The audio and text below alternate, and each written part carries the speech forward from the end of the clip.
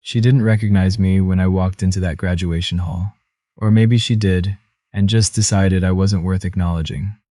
Either way, I stood there in my best sport coat, holding the bouquet of white roses I'd driven 40 minutes to pick up, and watched my daughter-in-law look straight through me like I was a stranger who'd wandered in off the street. I should back up. My name doesn't matter much for this story. What matters is that I spent 32 years as a structural engineer, raised one son mostly on my own after his mother passed, and put every dollar I didn't spend on rent and groceries into a college fund that eventually grew into something I was genuinely proud of. My son Ethan was the first person in our family to get a graduate degree. I made sure of it. Not because I needed the credit, because I loved him and I believed in him and I wanted his life to be easier than mine. I never told him how much was in that fund. That turned out to matter later. Ethan met Serena at a company happy hour about 4 years ago. She was sharp, quick with a joke, knew how to work a room. I liked her when I first met her. I want to be honest about that. She had a way of making you feel like you were the most interesting person she'd talked to all night. I fell for it the same way everyone else did. The first science was small. I barely registered it. It was Thanksgiving, the year before they got engaged. We were at my place in Columbus, just the three of us, and I had made the whole spread: turkey, my mother's cornbread stuffing, sweet potato casserole, the works. Halfway through dinner, Serena mentioned offhandedly that her family always did prime rib for Thanksgiving. Said it with a little smile, the kind that isn't really a smile. I didn't say anything. I passed the rolls and changed the subject. Ethan didn't say anything either. That was the thing I kept coming back to later. Not what she said. That he didn't say anything. They got engaged the following spring. I took them both out to dinner at a steakhouse downtown, ordered a bottle of Bordeaux I couldn't really afford, and told them I was happy for them. And I was. I genuinely was. I asked about the wedding and Serena launched into a 45-minute breakdown of her vision. Venue, florals, color palette, guest count, and I just listened and nodded and kept refilling her wine glass. About a week later, Ethan called me. He said Serena had some concerns about the wedding budget, said her parents had offered to contribute a certain amount and they were trying to figure out the rest. He was quiet for a second, then said, "Dad, I know you've always talked about that college fund. Is there anything left over?" I told him there was money set aside for him. Yes. I didn't tell him how much. I said I'd think about how to handle it and we'd talk. What I didn't know then was that Serena had already started treating that money like it was hers. Over the next several months, I noticed things shifting. She stopped asking my opinion on anything wedding related, even when Ethan would try to include me. She'd answer on his behalf before he had a chance to speak. When I suggested a venue I'd heard about, a restored barn outside of town that a colleague had used for his daughter's wedding, she cut me off and said they'd already decided and she didn't want to revisit it. I kept my mouth shut. It was their wedding. But then the rehearsal dinner happened. Ethan had asked me to say a few words. I'd written something out, revised it 3 times, stayed up past midnight to get it right. I talked about watching him grow up, about his mother and what she would have thought of him, about how proud I was. I thought it was good. I thought it was from the heart. Afterward, in the parking lot, Serena pulled me aside, just the two of us, standing under a buzzing fluorescent light outside the hotel. She said, and I'm going to quote this as close to exactly as I remember, "I need you to not make tomorrow about yourself. This is our day, not yours. Not your dead wife's, ours." I stood there for a moment. The air felt strange. I said, "Okay, Serena," and I walked to my car. I sat in the parking lot for probably 20 minutes. I didn't cry. I'm not much of a crier. But I felt something shift in my chest, something that had been soft going hard. I thought about calling Ethan. I thought about what I would even say. I started the car and drove back to my hotel room and lay on top of the covers with my shoes still on and stared at the ceiling until about 2 in the morning. The wedding was at a vineyard about an hour outside of Columbus. Late October, which meant the leaves were at peak color, all red and orange against the hills. It was genuinely beautiful. I'm not going to pretend it wasn't. I found my seat. Front row, naturally, because I was the groom's father. I sat next to Ethan's college roommate and his wife, both of whom I'd met a couple of times at various things over the years. Nice people. We made small talk before the ceremony started. The ceremony was fine. Ethan looked nervous but happy. Serena was beautiful in the way that people who've planned every detail to within an inch of their lives tend to be beautiful. Everything went exactly as rehearsed. The reception was where it happened. We were about 40 minutes in. Cocktail hour had just wrapped up. People were finding their seats for dinner. I was standing near the bar talking to one of Ethan's former coworkers when I felt someone touch my arm. One of the venue coordinators, young woman visibly uncomfortable. She said, "Mister, Serena asked me to let you know that your seat has been moved to table 11. I looked at her. I said, "I'm sorry." She said it again, quieter. Table 11, I knew without looking that table 11 was not the family table. I'd seen the seating chart. Table 11 was near the back, near the kitchen, next to the DJ booth. I didn't make a scene. I want to be clear about that. I nodded at the coordinator like she'd told me something perfectly ordinary, and I walked across the room to table 11 and I sat down. Table 11 had 6 seats. I was the only one at it for the first 15 minutes. Eventually, a few of Serena's more distant relatives filtered in. An aunt and uncle from out of state, a cousin I'd never met. They were perfectly nice. We talked about the drive-in, the weather, the food. Ethan never came to check on me. Toast happened. Best man, maid of honor, Serena's father. Her father mentioned every person in the family by name. He talked about Serena's childhood, her accomplishments, how proud they were. It was a good toast, long, but good. Then Ethan stood up to say a few words. He thanked the venue staff. He thanked the florist. He thanked the DJ. He thanked Serena's parents by name, then his college friends by name, then his coworkers, and I watched him pause, almost like something had occurred to him at the last minute. He said, "And thanks to my dad for making it out, like I'd driven in from out of state for a long weekend." I picked up my water glass and I drank from it slowly, and I set it back down on the table, and I did not change my expression. About an hour into dinner, I excused myself from table 11 and made my way toward the hallway that led to the restrooms. On the way back, I ran into Serena. She was standing just inside the corridor, away from the main room, holding a glass of champagne. When she saw me, she straightened up. Her smile didn't reach her eyes. She said, "I hope you're enjoying yourself." I said I was. She tilted her head and said, "I need to be honest with you. I moved your seat because the family table was getting crowded and I needed the space." I nodded. She said, "I also think it would be better going forward if you understood that Ethan and I are our own family now. We appreciate everything you've done, but we're going to be making our own decisions. About everything."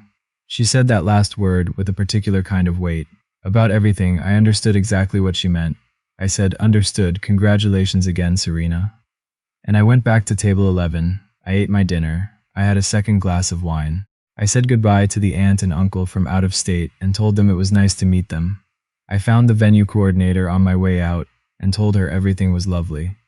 I drove home through dark October roads with the radio off and the heat on, and I felt something very calm and very settled sitting in my chest.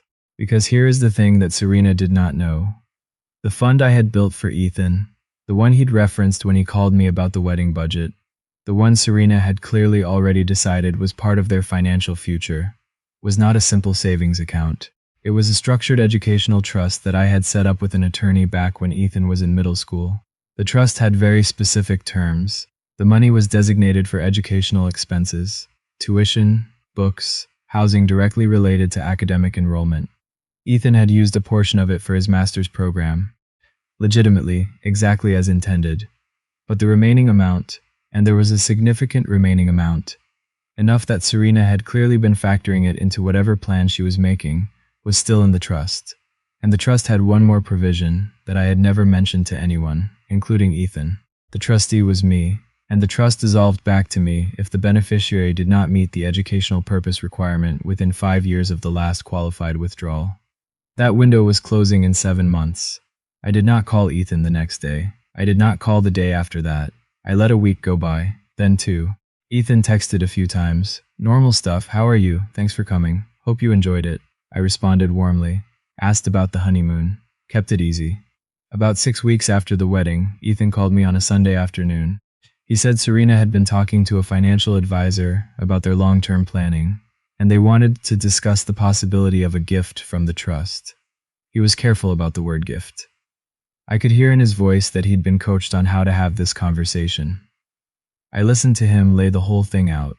The house they wanted to buy, the neighborhood, the school district, and I caught that because they'd been married 6 weeks. When he finished, I said, "Ethan, I want to talk to you about the trust." I explained the terms, all of them. Quietly, without any heat in my voice, the way you'd explain something factual to someone who'd asked a direct question. I told him about the educational purpose requirement. I told him about the 5-year window.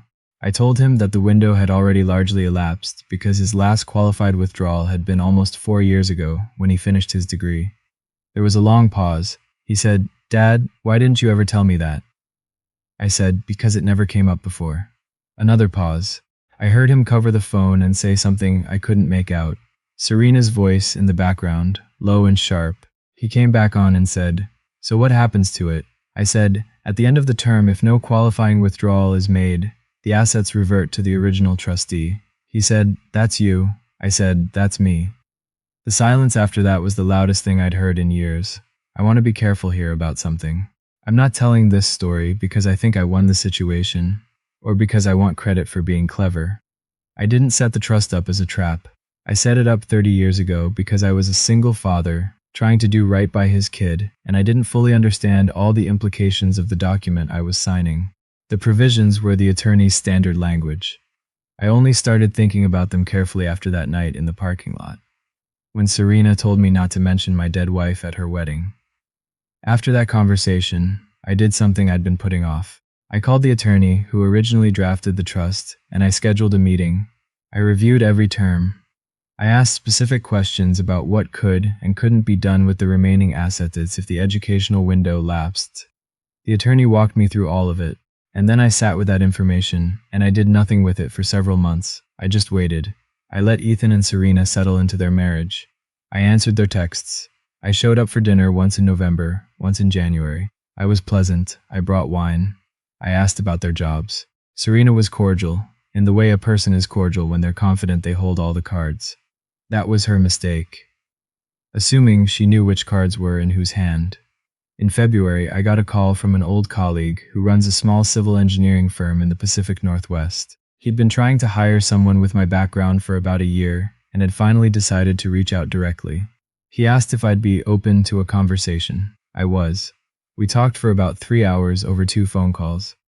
By the end of the second call, he'd offered me a position in Portland that came with a salary bump, a relocation package, and, because he knew my background and what I brought to the table, a co-ownership stake in the firm that would vest over 4 years.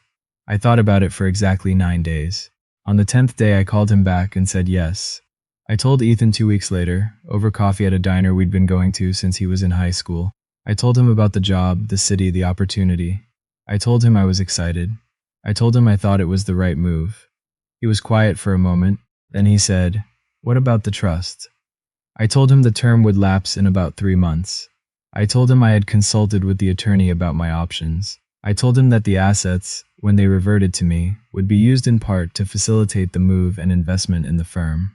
Because that was genuinely true. I was going to need liquid capital to exercise the ownership stake. He didn't say anything for a while. He looked down at his coffee. I said, "Ethan, I need to ask you something." He looked up. I said, "At your wedding, when you gave your toast, you thanked the DJ and the florist and the venue staff and your friends and your wife's parents, and then you said thanks to your dad for making it out."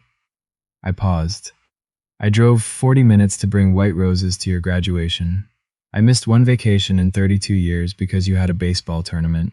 I sat at table 11 at your wedding because your wife wanted me out of the way. And I didn't say a word about any of it. I just kept showing up. I wasn't angry when I said it. I want to be clear about that. I was just stating facts, the way you might read items off a list." Ethan's jaw tightened. He set his coffee down. He said, "I didn't know about the table until after." I said, "But you knew at the rehearsal dinner what she said to me in the parking lot. Because I called you that night and you didn't answer, and you texted me the next morning that you were sure she didn't mean it the way it came out." He looked away. I said, "I'm not asking you to choose between us. I'm not asking for an apology. I'm telling you that I'm moving to Portland, and I'm building something new, and I love you, and I will always love you. But I'm done arranging my life around people who put me at table 11. I paid the check. I hugged him before I left. He hugged me back hard, in the way he used to when he was small and something had scared him. I moved to Portland on a Thursday in late April. My colleague and his wife helped me carry boxes up 3 flights of stairs, and then we ordered Thai food and ate it on the floor of my half-empty apartment and talked about the firm and the projects we had coming up and what the next 5 years might look like. It was, without any exaggeration, one of the better evenings I'd had in years. Ethan called me about 2 weeks after I arrived. He didn't lead with an apology exactly, but there was something different in his voice, something quieter and more careful than I'd heard from him in a long time. He asked about the apartment, he asked about the job, he asked if I was happy. I told him I was getting there. Then he said, I talked to Serena about everything, about what she said to you, about the table, about all of it. I waited, he said. She doesn't always realize how things come across. But that's not an excuse. I should have said something. I should have said a lot of things I didn't say. I said, yes, you should have. He was quiet. I said, Ethan, your mother worked 3 jobs the year before she got sick so I could take a pay cut to work on a project I believed in. She used to say that the people who love you should make you bigger, not smaller. I have tried to do that for you your whole life. I need the person you share your life with to understand that. Not perfectly, not without friction, but genuinely. He said he understood. Whether he did or whether it was something he was still working toward, I couldn't say with certainty. What I could say was that the conversation felt real. It felt like him, not like a script Serena had handed him. We talked for another hour. We talked about his mother, which we almost never do. We talked about a fishing trip we'd taken when he was 11 that had gone completely sideways and somehow ended with us eating lukewarm hot dogs in a Walmart parking lot at 9 in the evening, laughing until we couldn't breathe. He said, I forgot about that. I said, I never did. The trust term lapsed the following month. The assets reverted cleanly, exactly as the document specified. My attorney handled it. I used a portion to finalize the investment in the firm, set another portion aside in a new account I'd opened in Portland, and deposited the remainder into a separate fund I set up. Structured differently this time. No educational requirement, just a simple account earmarked for whenever Ethan might actually need it. For something real, his choice. No strings. I didn't tell him about that last part right away. I let some time pass. I let the new job settle in, let Portland start to feel like home, let things with Ethan find whatever level they were going to find. Last October, almost exactly a year after that wedding, Ethan flew out to visit me. Just him. 3 days. We went to Powell's Books and spent 2 hours browsing. We hiked part of the Columbia River Gorge. We ate at a wood-fired pizza place I'd found about 3 blocks from my apartment. The kind of place with mismatched chairs and local beer on tap and good, uncomplicated food. On the last night, after dinner, we were walking back through the neighborhood and he stopped on the sidewalk and said, Dad, I'm sorry. For real. I'm sorry for all of it. I said, I know. He said, are we okay? I thought about a lot of things in that moment. I thought about the parking lot and the fluorescent light and the 32 years and the lukewarm hot dogs in the Walmart parking lot and table 11 and white roses and a woman who once worked 3 jobs and told me that love is supposed to make you bigger. I said, we're getting there. And we kept walking.